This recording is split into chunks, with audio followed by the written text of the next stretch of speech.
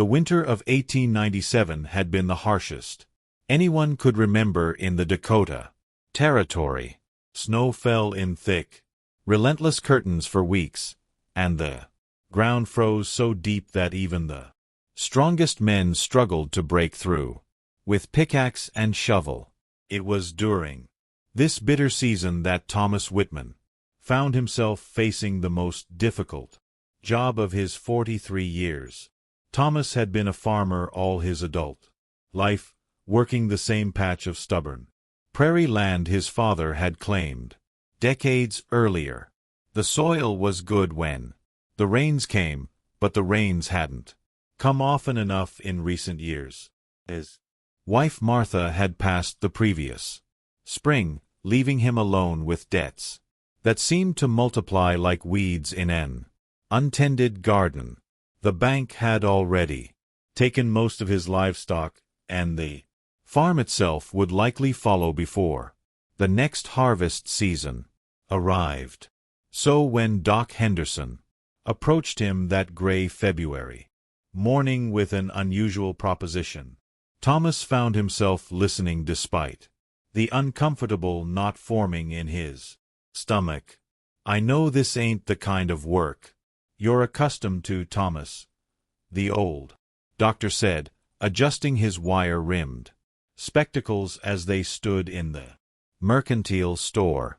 "But I'm in a difficult situation, and you're one of the few men I trust with something this delicate." Thomas shifted his weight from one worn boot to the other, waiting for the doctor to continue. "There's a young woman came through town yesterday with a traveling family. They found her collapsed on the road about 10 miles south of here. By the time they brought her to me, she was..." Doc Henderson paused, choosing his words carefully. "Well, she appeared to have passed on. No pulse I could detect, no breath I could see. Cold as winter itself." The doctor removed his hat and ran his fingers through his thinning gray hair. "The family couldn't stay. They had their own troubles and a long journey ahead. They left some coins for her burial, but the ground's too frozen for the regular gravedigger to manage. His arthritis as him laid up something fierce." Thomas understood now why he'd been approached. His years of farming had given him strong shoulders and hands that knew how to work with difficult earth, but something about the situation didn't sit right with him. "Doc," he said slowly, "if she's been gone since yesterday, why not wait for the ground to soften some come spring?" Henderson looked uncomfortable. "Well, that's just it, Thomas. Something doesn't feel right about the whole situation. The family that brought her seemed nervous, eager to be on their way. And the girl, she doesn't look like someone who died of natural causes. No signs of illness or injury that I can just still."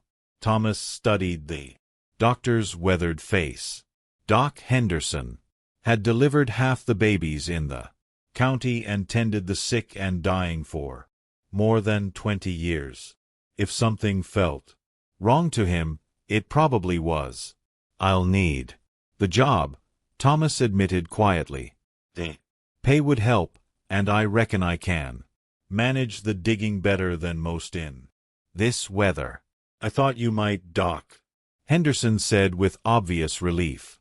"But, Thomas, if anything seems unusual, anything at all, you come find me right away. Promise me that."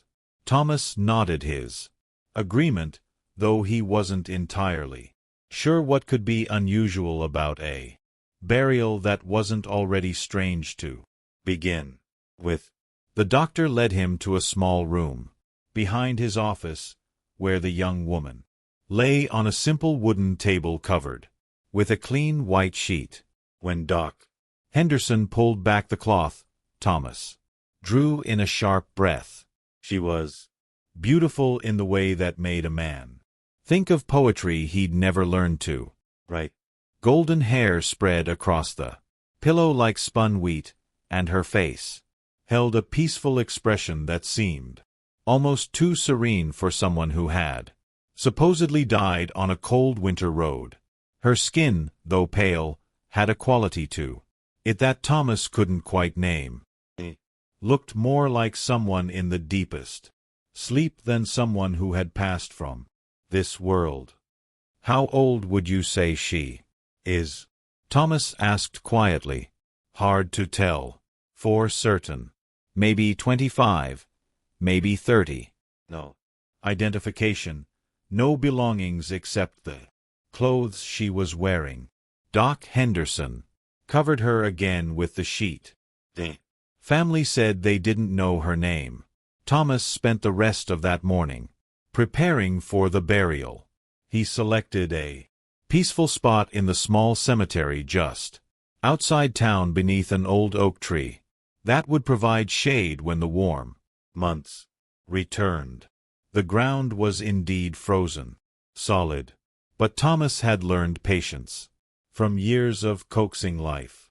From stubborn soil he built a small fire nearby and worked slowly, letting the heat soften the earth inch by inch. By late afternoon, he had managed to dig down about 2 feet. It was slow, difficult work, and his hands were numb despite his thick gloves. The snow continued to fall in lazy flakes, and the short winter day was already beginning to fade into evening. Thomas returned to Doc Henderson's office to collect the young woman. Together, they wrapped her carefully in a simple pine coffin that the doctor had purchased from the local carpenter.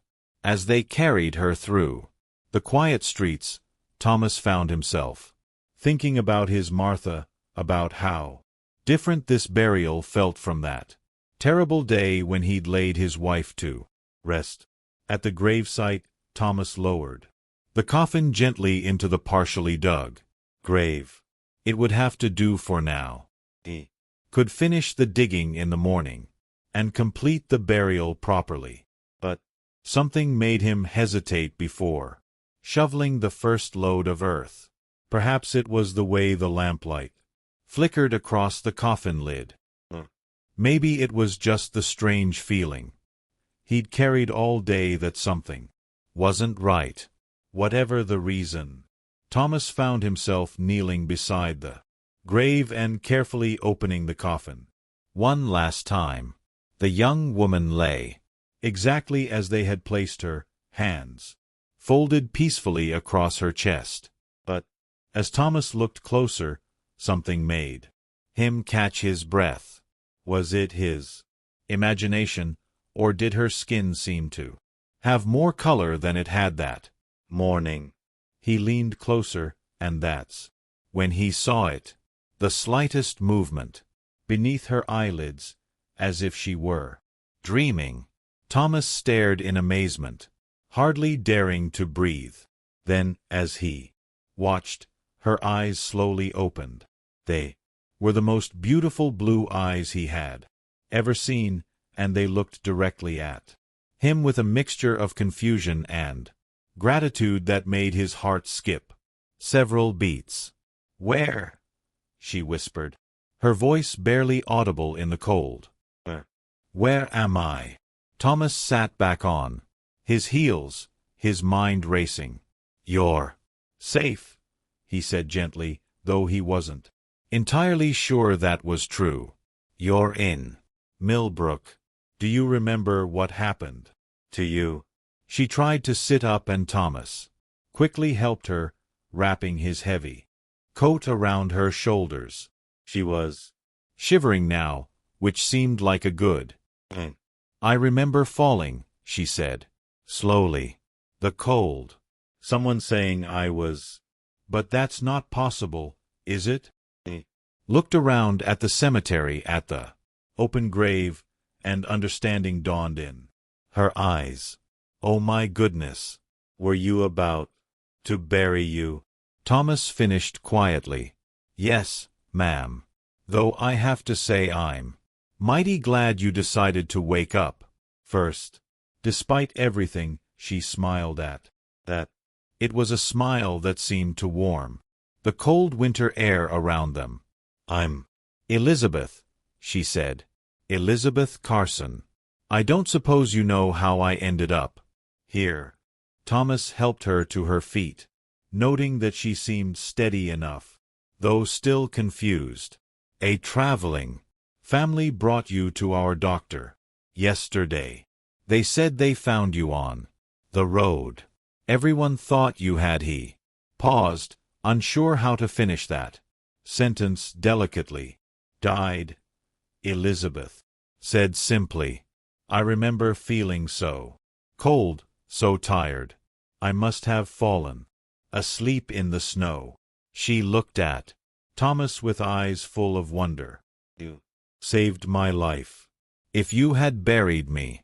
Without looking, the thought sent a chill through Thomas that had nothing to do with the winter weather. Don't think about that, he said firmly. What matters is you're alive and safe. They walked slowly back toward town, Thomas carrying his lantern and Elizabeth wrapped in his coat. Along the way, she told him what she could remember. She had been traveling alone to meet a distant relative in the next territory when her horse had thrown her during a sudden blizzard. She must have wandered in the snow for hours before collapsing. I have nowhere to go now, she admitted as they reached the outskirts of Millbrook. No horse, no supplies, and my relative is probably wondering what became of me. Thomas found himself making an offer before he'd fully thought it through. You could stay at my place until you get your strength back and figure out your next steps. It's not much, but it's warm, and I could use the company. Elizabeth stopped walking and looked at him with surprise. You don't even know me. For all you know, I could be a decent person who's had some bad luck, Thomas interrupted gently.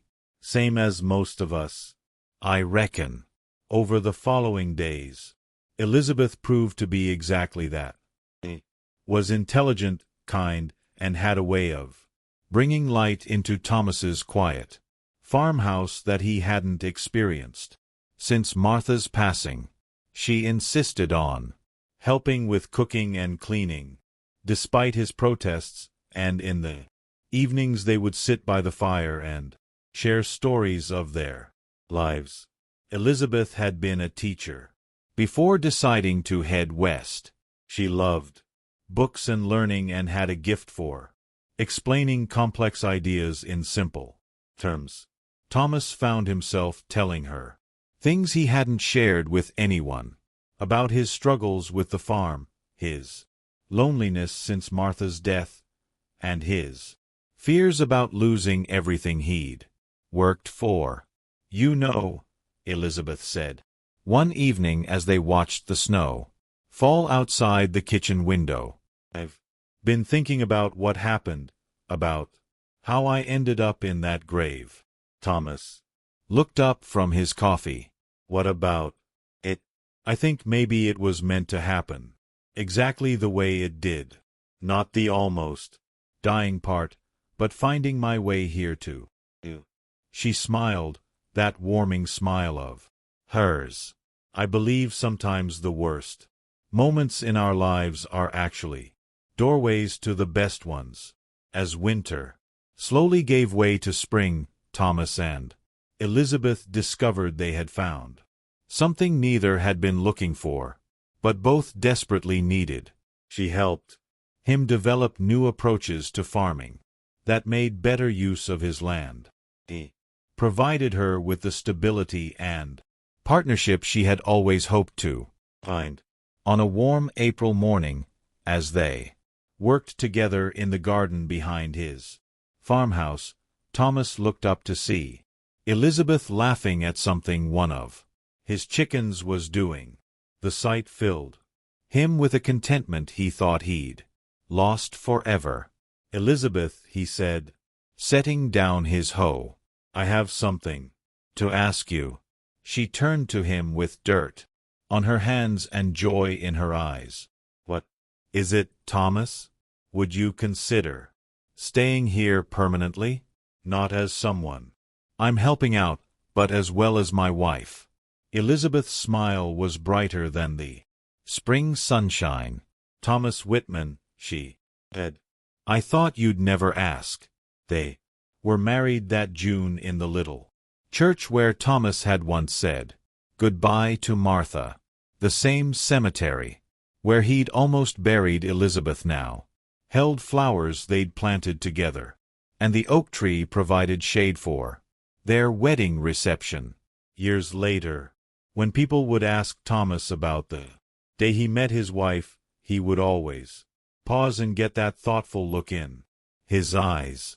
I was hired to bury her, he would say, watching Elizabeth tend their children in the garden they'd planted together, but she had other plans entirely.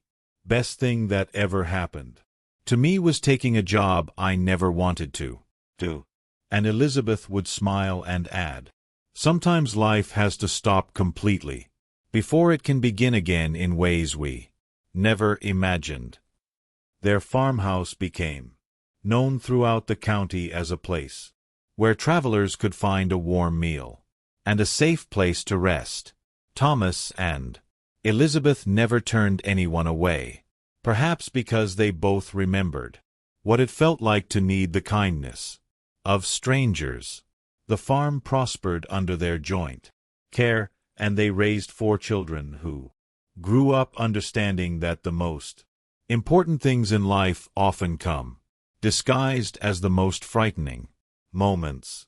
And on quiet winter evenings, when the snow fell thick and peaceful outside their windows, Thomas and Elizabeth would sit by the fire and marvel at the mysterious ways that love finds us when we're brave enough to keep our hearts open, even in the darkest times.